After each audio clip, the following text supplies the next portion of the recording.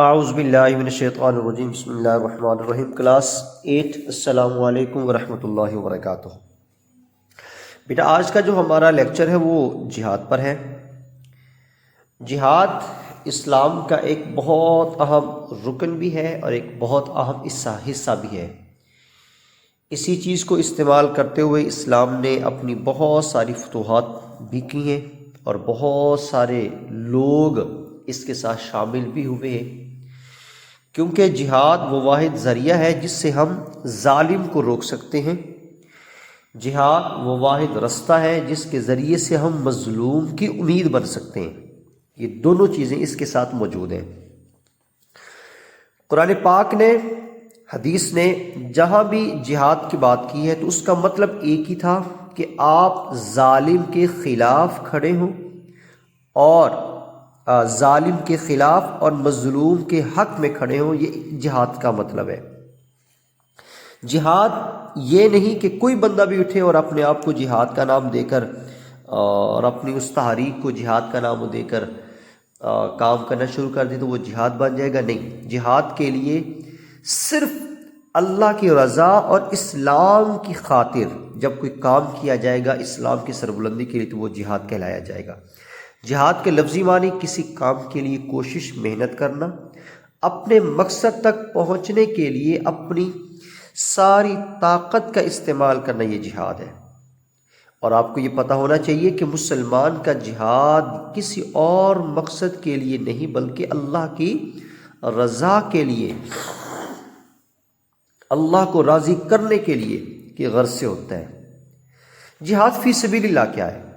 جہاد فی سبیل اللہ یہ ہے کہ سب سے پہلا جہاد فی سبیل اللہ کا مطلب اپنے آپ کو اللہ کے جو قوانین ہیں ان پر عمل کروانا اور پھر ان باتوں کو اگلوں تک پہنچانا، یہ جہاد فی سبیل اللہ ہے۔ جو انسان اس میں عمل کرتا ہے، اس کے لیے کوشش کرتا ہے، تو یقیناً اللہ کے دین کے لیے جہاد فی سبیل اللہ کر رہا ہے۔ یعنی اس کا مطلب یہ بھی ہے کہ جہاد کا مطلب صرف یہ نہیں کہ بندہ جا کر میدان جنگ میں لڑے، نہیں، آپ گھر میں رہ کر بھی جہاد کر سکتے ہیں، وہ جہاد فی سبیل اللہ ہوگا۔ جہاد میں ایک مسلمان اپنا مال، اپنا وقت، اپنی صلاحیت، بالآخر اپنی جان بھی دین کی حفاظت اور سربلندی کے لیے قربان کر دیتا ہے۔ اللہ تعالیٰ ارشاد فرماتا ہے وَلَا تَقُولُوا لِمَن يُقْتَلُ فِي سَبِيلِ اللَّهِ أَمْوَاتٌ، جو لوگ اللہ کی راہ میں جہاد کرتے ہوئے شہید ہو جاتے ہیں انہیں تو مردہ نہ کہو، بل احیاء، بلکہ وہ زندہ ہیں، لیکن ان کی زندگی کو تم نہیں سمجھ سکتے۔ تو یہ بڑا واضح طور پر اللہ تعالیٰ نے ارشاد فرمایا۔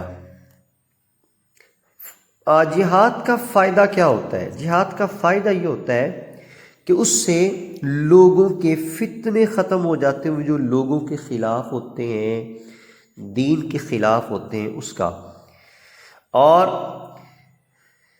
جہاد کے مقاصد کی اگر ہم بات کریں تو اس کے دو مقصد ہیں۔ ایک اپنا دفاع، اپنی حفاظت، یعنی جب کوئی دوسرا آپ پر حملہ کرے تو اپنے دین اور اسلامی ریاست کی حفاظت کے لیے ہتھیار اٹھائے جائیں، یہ پہلا مقصد ہے۔